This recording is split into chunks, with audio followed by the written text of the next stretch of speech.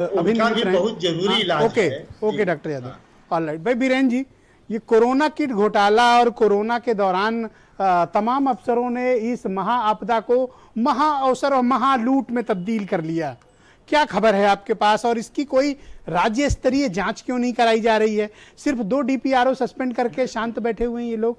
मकसद क्या है इनका, क्या छिपाना चाहते हैं? देखिए, बड़ी विचित्र सी बात है कि जो सरकारें ये कहती हैं कि हम भ्रष्टाचार करने वाले अफसरों और नेताओं दोनों को सजा देंगे, वो सत्ता में आने के बाद उन्हीं अफसरों को बचाने लग जाती हैं। मैं बार बार ये कहता हूं कि अफसर सरकार का दुलारा अगर है तो सरकार का नुकसान है, अफसर का कोई नुकसान नहीं होगा, और दूसरी सरकार में फिर एडजस्ट हो जाएगा।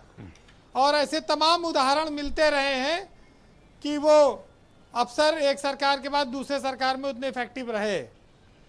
अब अफसरों पर भरोसा करके अगर सरकार अपना नुकसान कराना चाहती है तो उत्तर प्रदेश की जनता का भी नुकसान हो रहा है। उसके साथ साथ दूध का सामान 10 रुपए का सामान अगर आप 12 में खरीदते हैं तो समझ में आता है, लेकिन 10 रुपए का सामान 50 रुपये हम खरीदेंगे तो उंगलियां उठेंगी।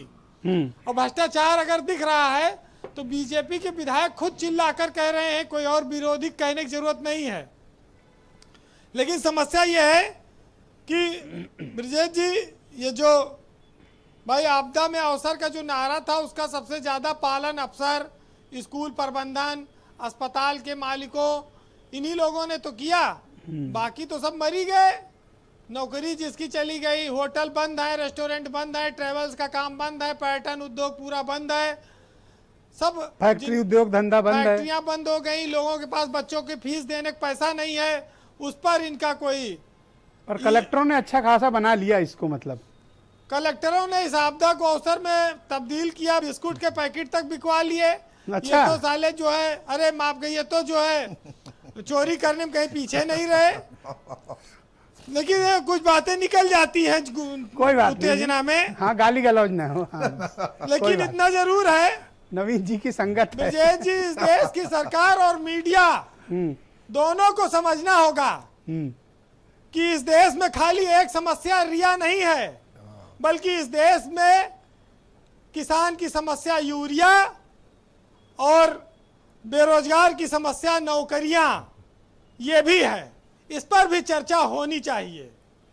ये देश की जनता और कुछ भी देखे, क्योंकि उसको अर्थव्यवस्था धड़ाम होने का भी पता लगना चाहिए कि हम कहां जा रहे हैं। लेकिन समस्या यह है कि उत्तर प्रदेश में जो भ्रष्टाचार हो रहा है उसकी जांच कौन करेगा? आईएएस ही भ्रष्टाचार कर रहा है, आईएएस उसकी जांच करेगा? तो ये आईएएस आपस में नहीं, इसमें जांच भी नहीं हो रही किसी आईएएस की। भाई जब 65 जिले में घपला प्रकाश में आ गया है तो आप एक इसकी उच्च स्तरीय जांच करी। एसटीएफ अब कहाँ है? देखिए, आईएएस ब्रजेश जी आपस में कहा गया ये साढ़ू होते हैं। अच्छा, ये नहीं पता था। ये प्रोफेसर साहब ने नहीं पढ़ाया हम लोग। हाँ, ये साढ़ू है। एक बार एक बच्चे ने अपने बाप से कहा, पूछा कि पापा ये साढ़ू क्या होता है?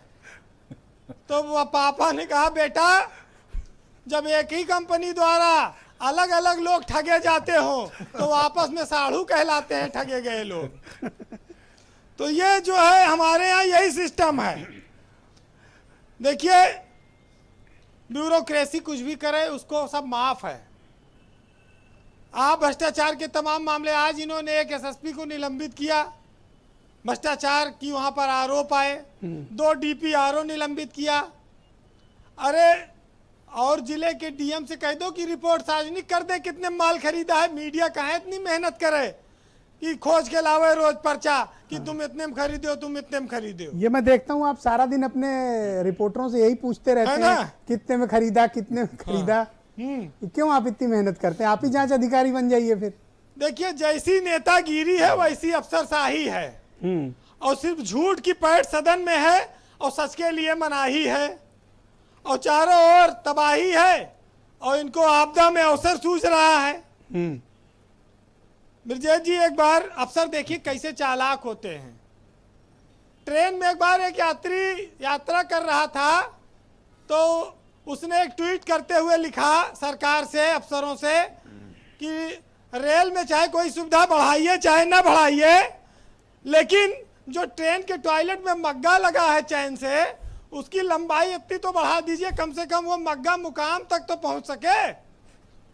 तो अफसरों ने जवाब दिया, देखो भाई चैन की लंबाई नहीं बढ़ाई जा सकती, आप अपने मुकाम को ही मग्गे तक ले आइए। तो ये अफसरों के पास हर चीज की एक अलग व्यवस्था है।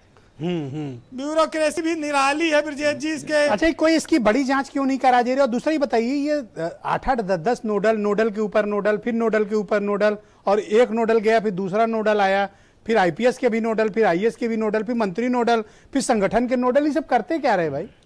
ये सब सरकारों के जो प्रयोग हैं, इनका कोई बहुत फायदा नहीं मिल रहा है। नोडल अफसरों का लाखों रुपया तनख्वाह देनी पड़ती है, गेस्ट हाउस में रुकते हैं, उनके खाने पीने का इंतजाम करना पड़ता है, गाड़ियों का खर्चा आता है जी। और इस तरह की मॉनिटरिंग से आज तक का क्या रिजल्ट रहा है, इससे लोग वाकिफ नहीं हैं। उत्तर प्रदेश की सरकार गुंडा राज और भ्रष्टाचार के खिलाफ सत्ता में आई थी, तो भ्रष्टाचार करने वाले अफसरों पर वो शोर तो मचाती है कि हमने कार्रवाई की, लेकिन जनता को लूटने वाले जो खुलेआम बैठे हैं, सुल्तानपुर की डीएम के खिलाफ कार्रवाई की मांग इनका विधायक कर रहा है, उस पर यह कार्रवाई नहीं करते हैं। लखीमपुर खीरी में अपराध बढ़े, रायबरेली में बढ़े, बलिया में बढ़े, ये कहते हैं हटाएंगे तो विपक्ष की मांग जायज हो जाएगी, डीएम एसपी पे कार्रवाई अभी ना करो। अरे भाई, इससे जनता का इंसाफ क्यों रोक रहे हो? विपक्ष चाहे जो समझे, अपनी जीत समझे जी, लेकिन इंसाफ के साथ सरकार को खड़ा होना पड़ेगा जी। चलिए, आप 4 लाइन कहूंगा क्योंकि ज्यादा वक्त नहीं है। बीजेपी के बारे में एक आदमी ने लिखा है, सरकारों के बारे में 5 चीजों से सचेत रहने के लिए कहा है हम सबको, और खास तौर से बीजेपी से।